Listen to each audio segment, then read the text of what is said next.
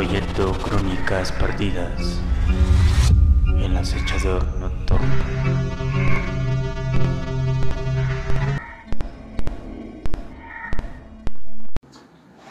Hola, sean bienvenidos a Proyecto Crónicas Perdidas, el lugar donde estaremos explorando los casos más oscuros que se hayan llegado a encontrar. El día de hoy, uno de los casos más escalofriantes que llegaron a ocurrir en Estados Unidos durante la década de los 80. Estaremos hablando de Richard Ramírez, un asesino que llegó a aterrorizar a muchas familias en aquella época. Acompáñenos a entender su historia. Nombre del sujeto: Ricardo Leiva Ramírez Muñoz.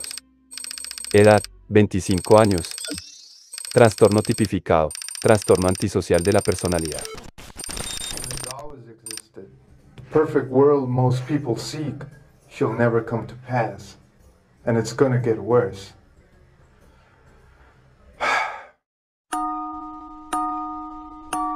Richard Ramírez, cuyo nombre evoca terror incluso décadas después de sus horrendos actos, fue un asesino en serie que aterrorizó a los residentes de California en la década de 1980. Su apodo, el acosador nocturno, se convirtió en sinónimo de miedo y misterio, ya que sus crímenes nocturnos y su aparente disfrute del terror que infligió dejaron a una comunidad entera en estado de paranoia. Richard Ramírez nació el 29 de febrero de 1960 en El Paso, Texas, en el seno de una familia de origen mexicano.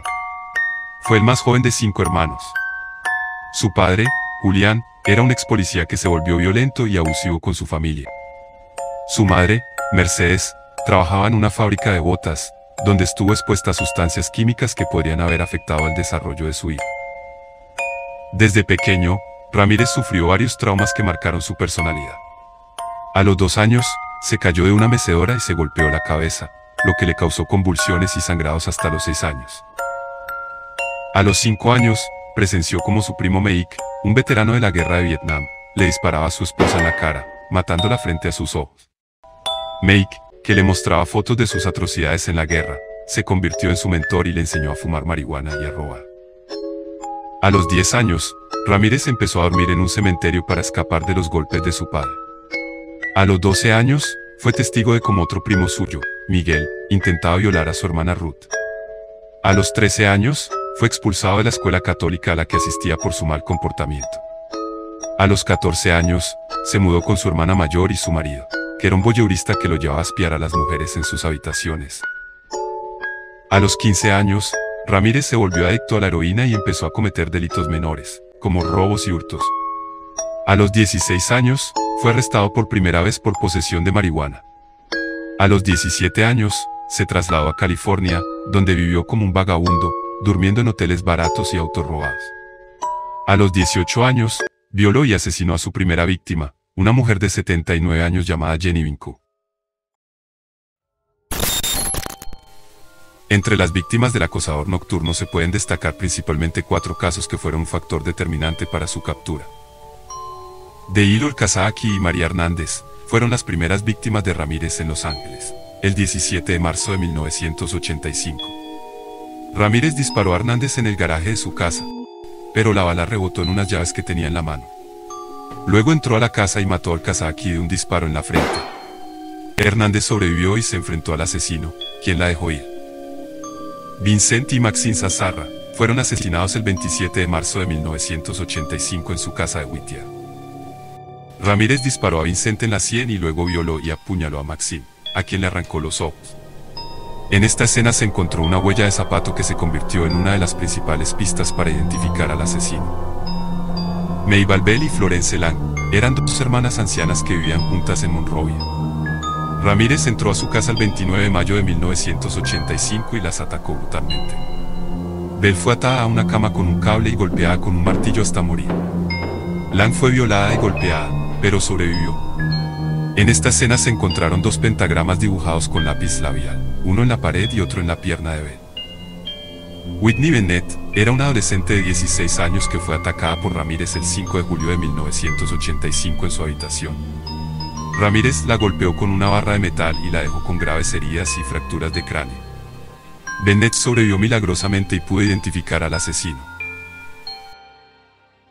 Richard Ramírez también cometió varios crímenes violentos, incluyendo abusos sexuales y asesinatos de niños. En particular, se sabe que Ramírez secuestró, ató y agredió sexualmente a Mei Lung, una niña de 9 años de edad y ascendencia asiática, cuyo asesinato se dio en el sótano de un hotel ubicado en San Francisco. Este crimen fue totalmente brutal y dejó a la niña con múltiples golpes, muerta y colgada sobre unas tuberías 12. Es importante tener en cuenta que los crímenes de Ramírez causaron un gran dolor y sufrimiento a las víctimas y sus familias.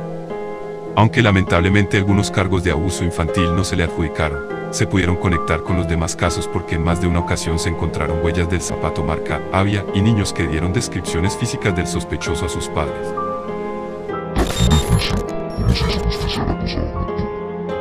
Richard Ramírez fue capturado el 31 de agosto de 1985, gracias a la colaboración de varias personas que lo reconocieron y lo persiguieron por las calles de Los Ángeles. Entre estas personas, se destacan James Romero, un niño de 13 años que vio a Ramírez merodeando por su casa, y que anotó el número de placa de su auto. Romero le avisó a su padre, que llamó a la policía y les dio la información del auto, que resultó ser robado. José Burgoyne, un taxista que vio a Ramírez en una tienda de conveniencia, y que lo siguió hasta una parada de autobús. Burgoyne le avisó a un policía, que intentó detener a Ramírez, pero este logró escapar. Faustino Piñón, un mecánico que encontró a Ramírez dentro de su auto, y que forcejeó con él hasta que llegaron sus vecinos. Piñón y sus vecinos golpearon a Ramírez y le quitaron las llaves del auto, impidiéndole huir. Manuel de la Torre, un dueño de una tienda de electrodomésticos, que reconoció a Ramírez por la televisión, y que lo enfrentó con una barra de metal. De la Torre y su esposa, Angélica, alertaron a otros transeúntes que se unieron a la persecución de Ramírez. Julio Burgoyne, el hermano de José, que vio a Ramírez corriendo por la calle, y que lo siguió en su auto. Julio le gritó a la gente que Ramírez era el acosador nocturno, y los animó a atraparlo. Los habitantes del barrio de East Los Ángeles, que rodearon a Ramírez y lo golpearon con palos, piedras y puños, hasta que llegó la policía y lo arrestó. Así se formó el monstruo que se convertiría en el acosador nocturno, un hombre que no tenía respeto por la vida humana, que se sentía atraído por el mal y que se creía un enviado de Satanás. Pero, ¿cómo fue que Ramírez desarrolló esta personalidad psicopática y sádica? ¿Qué factores biológicos, psicológicos y sociales influyeron en su conducta? ¿Qué papel tuvo el satanismo en su vida? Estas son algunas de las preguntas que los expertos han intentado responder, sin llegar a un consenso definitivo. Veamos algunas de las posibles explicaciones que se han dado sobre el origen del mal en Richard. Psicología y moralidad, que había en la mente del acosador nocturno. Richard Ramírez fue diagnosticado con varios trastornos mentales, como esquizofrenia, trastorno antisocial de la personalidad, trastorno de estrés postraumático y trastorno de identidad disociativo. Estos trastornos podrían explicar algunos de sus síntomas, como las alucinaciones, las compulsiones, la falta de empatía, el descontrol de los impulsos, la ira, la paranoia y la disociación. Sin embargo, estos trastornos no justifican ni excusan sus crímenes, ya que Ramírez era consciente de lo que hacía y de que estaba mal, pero no le importaba.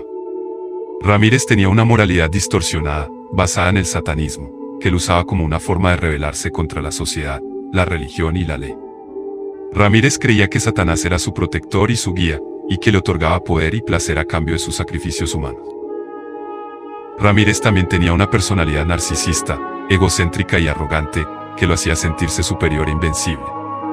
Ramírez se consideraba a sí mismo como un ángel de la muerte, un elegido, un artista del mal.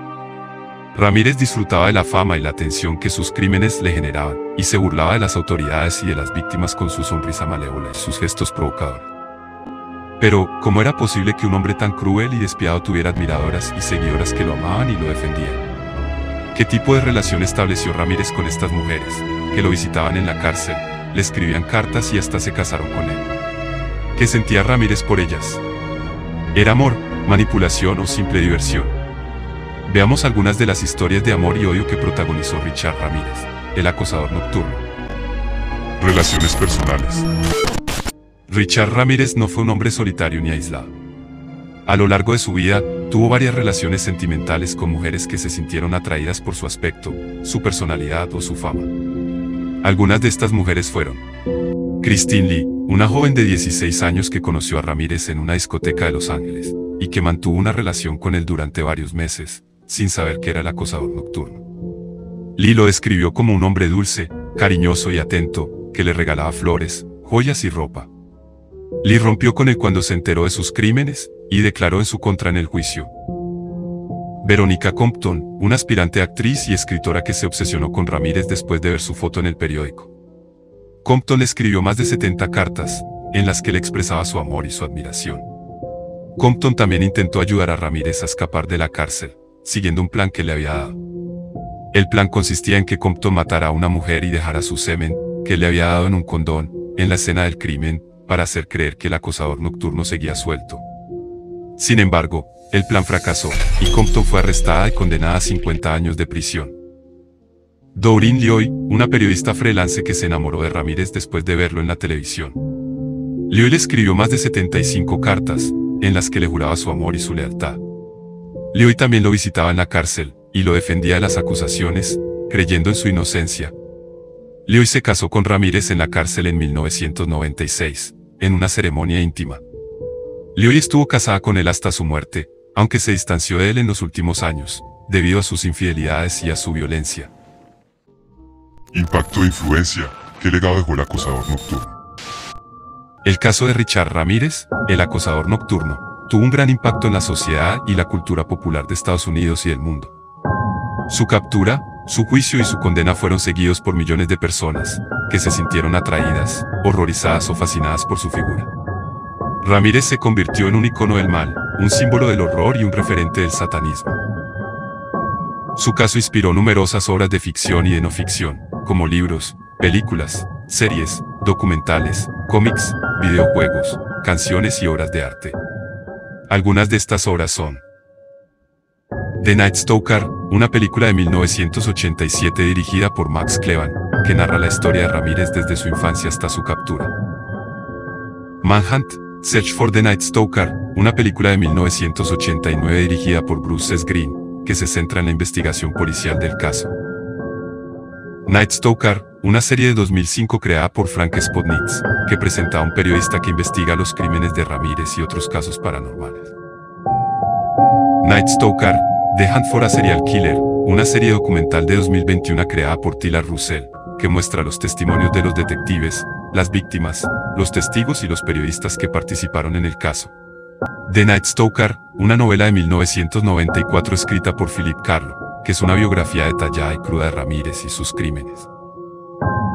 Night Stalker, una canción de 1990 de la banda de thrash metal Macabre, que describe los crímenes de Ramírez con humor negro.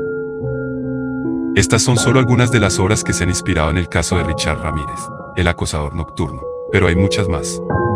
¿Qué opinan ustedes de estas obras? ¿Creen que son una forma de informar, de entretener o de explotar el morbo? ¿Creen que glorifican o que condenan a Ramírez? ¿Creen que hay algún límite ético o moral a la hora de representar el mal?